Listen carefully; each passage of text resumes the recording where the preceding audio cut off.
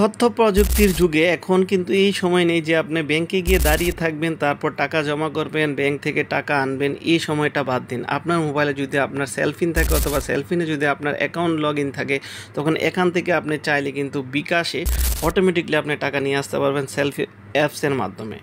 ওকে, আজকের ভিডিওতে আমরা দেখাবো কীভাবে সেলফিন থেকে আপনার বিকাশে অথবা আপনার নগদে যে কোনো স্থানে আপনার টাকা ট্রান্সফার করতে পারবেন। তো এখানে আপনার অনেকগুলো অপশন আছে, দেখুন যে বিকাশ আছে, নগদ আছে, এমক্যাশ আছে, সেলফিন আছে, অনেক সিস্টেম আছে, ঠিক আছে। তো আপনি চাইলে এখানে যে কোনো মাধ্যমে নিতে পারেন। তো আমরা চাবো যে বিকাশে মূলত টাকাটা ট্রান্সফার করার জন্য, তো আমরা আমাদের বিকাশ নাম্বারটা এখানে দিয়ে দেব। তো এখানে কিন্তু চাইলে কিন্তু আপনার ব্যাংকের থেকেও টাকাটা আপনার বিকাশে নিতে পারবেন, তারপর সেলফিন থেকেও নিতে পারবেন, ঠিক আছে।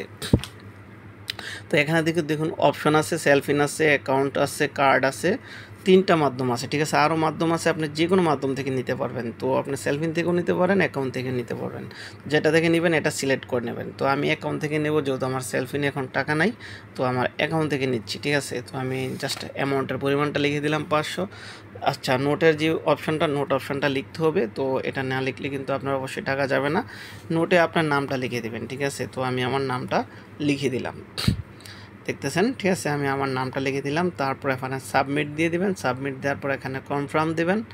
কনফার্ম দেওয়ার পর কিন্তু আপনার মোবাইলে একটা ওটিপি যাবে, তারপর ওটিপিটা অটোমেটিকলি অ্যালাউ দিয়ে দেবেন, তারপর কনফার্ম দেবেন, তারপর কিন্তু হয়ে যাবে। তো একদম ইজিতে কিন্তু আপনাদের মোবাইলে মানে সেলফিন অ্যাপসের মাধ্যমে কিন্তু আপনার অ্যাকাউন্ট থেকে আপনার বিকাশে কিন্তু টাকা নিতে পারবেন, অথবা সেলফিন থেকেও বিকাশে টাকা ইজিলিভাবে আপনি ট্রান্সফার করতে পারবেন। তো ভিডিও যদি ভালো লাগে থাকে অবশ্যই আমাদের চ্যানেলটা সাবস্ক্রাইব করবেন আর আমাদের ফলো করতে ভুলবেন না। ভালো থাকবেন, আসসালামু আলাইকুম।